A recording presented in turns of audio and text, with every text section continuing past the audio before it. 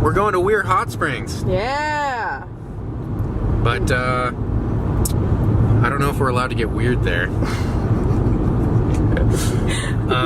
Weir Hot Springs. I know it's in Idaho. It is in Idaho. It is in Idaho. I hear there's a little bit of a trek up a hill, but Hot Donna has aided me with her bamboo stick. And I've got my muck boots on, so... got a nice view of the mountains in the background there. I'm gonna be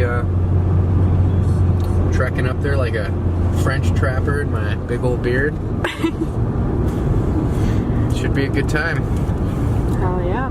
Party on. Party on. And dated a woman 20 years older than me. I was 30 years old. She was 49. At that time, I had met her as a numerologist that had just moved to Missoula. And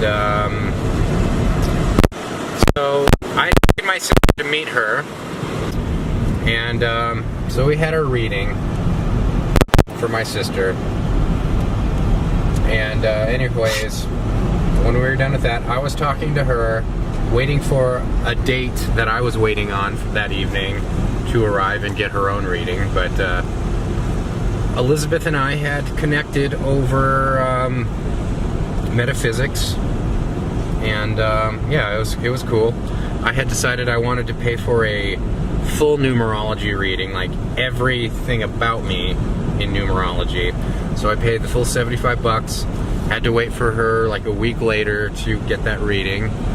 And anyways, a week later I had met up with her at that shop and had a private reading in the back.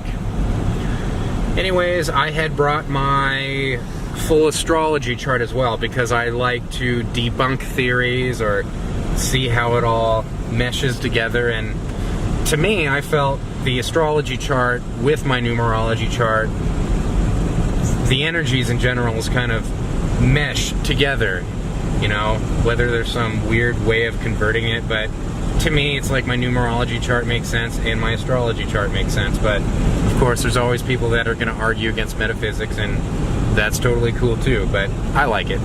Anywho, she's looking at my charts, and I didn't realize she was really assessing, like, oh, like, we could be compatible. I had no idea what was going on there. Anyways, me being a Scorpio and a master number life path 11, you know, like, I was super big head when I had heard master number at that time. But, you know, it's supposed to be a real intuitive number, real spiritual, real leadership number in kind of a encouraging, motherly way is how it's kind of explained. Like Michael Jordan, he was a master number 11. He led the Chicago Bulls, you know. He made that team because he knew how to inspire, and they were just ended up being fucking awesome in his time. That sort of type of dynamic. Anywho, with her discussing how intuitive I am, and I was already reading tarot cards at that time, I had, you know, as far as using it as a means of meeting people as a reader, I had looked right at her, holding my stare, and I said, oh, well, I bet I would be able to meet some cool people, or meet people through doing this. And me not understanding the moment at that time, and me staring at her in the eye, she took it as me like hitting on her, and just think in a private room with a reading. And so she holds her stare for a moment and is like, well, I need a moment, you know. And I'm just like, oh yeah, take all the time you need, not realizing it sounds like I'm coming off onto her pretty strongly. Oh, so thank God I kind of didn't know what was going on there, but it's pretty funny to look back on.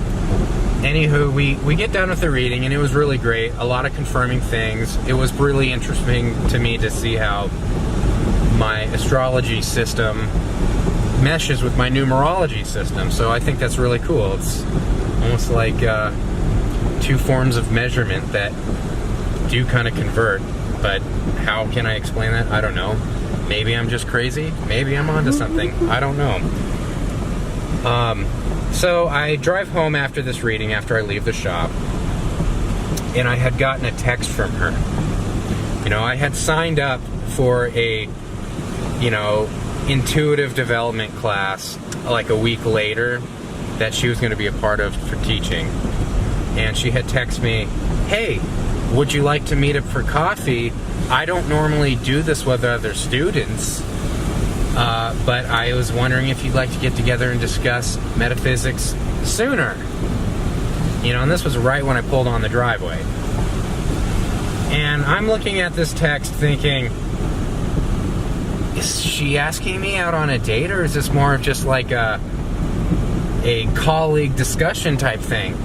I'm not sure, but part of my intuition was like, yeah, this isn't quite a normal situation, but whatever, let's just go see what happens. So I had met up with her like a day or so later at a coffee shop, and you know, I had dressed nice just in case it could turn into something. You know, haven't hunted any cougars before, so I thought, let's knock this off the bucket list. So I show up to the coffee shop. She's sitting at a table, staring at the door. We lock eyes. She has some pretty intense energy now that I think back at it, you know, just looking at her. Anyways, I'm not quite sure if this is a date or just a discussion. So I'm, you know, a little bit cautious there. And we go on, have our coffee, and discuss metaphysics. And yeah, it was real interesting. I wasn't quite sure of the energy there, and I almost feel like she was being sort of cautious herself. You know, I guess with given the circumstances and it not being as socially acceptable, who wouldn't? Anyways,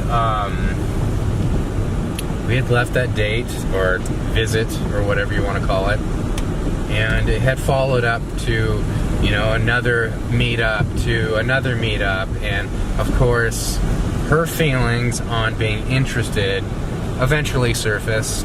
I don't remember exactly how, somehow through conversation. And I'm thinking, oh, this is kind of not my normal circumstance. And I'm not really interested in anyone on these dating apps right now. And the numerology thing is super fucking cool. Why the fuck not? Why not? Haven't tried this before. Sounds interesting.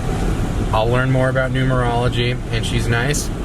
And for her age, she actually looks really great. She gets a lot of compliments to this day, so she should be proud of that. So yeah, we had dated a while, and I don't know. How'd you find out that you lived right across the street from her? Well, I mean, she wasn't living across, like, next door to me at that time. She had been living at various places because she was fairly new in Montana from Denver. You know, a masseuse, 16 plus years experience. Just loved Montana. You know, kind of a typical story when people come up here. Anywho, she had rented temporarily from a couple other places while I'd be dating her, and I knew of a really great apartment complex that we live at now. That's more or less a word of mouth, really great deal, really beautiful place to live. Anyways, there happened to be a place available, and she was lucky enough to snag it. She has the awesome view of nature where I have nature, but plus the parking lot, but that's cool, whatever. But she had lived there like a month or two before me, and we had broken up, you know, 6 months after seeing each other, because, I don't know, it just kind of didn't feel right after a while, but I really did like her as a friend, and we're still friends to this day. We have our separate lives, and it was a really beautiful transition, I think, out of a relationship, and I'm really happy where it's at, and I'm just glad that a connection wasn't thrown away.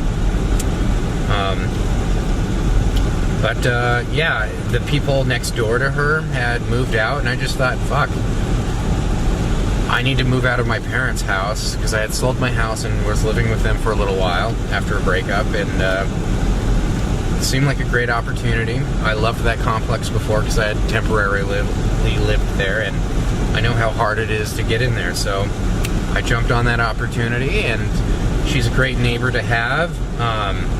You know, I don't have to deal with any like wild partiers. We can share the space between our doors that face each other as a third communal type of patio that I bought a really nice indoor-outdoor couch for, and it flows great, you know. Parties we can that we share, we open up both our doors, so if we're doing food prep, we have 2 kitchens, we have 2 bathrooms, 2 living rooms, 3 like balcony sitting areas, so it really works out great when we tag team events. But yeah, it's a real beautiful complex to live in the Rattlesnake area of Missoula, Montana, and I'm super fortunate to live there and plan on living there until I can afford a nice home somewhere. But yeah. Nice. Maybe it's just back. Well, I can feel the vibes from the kitchen. Can you? Yeah, like what if I ate their stress in my burger?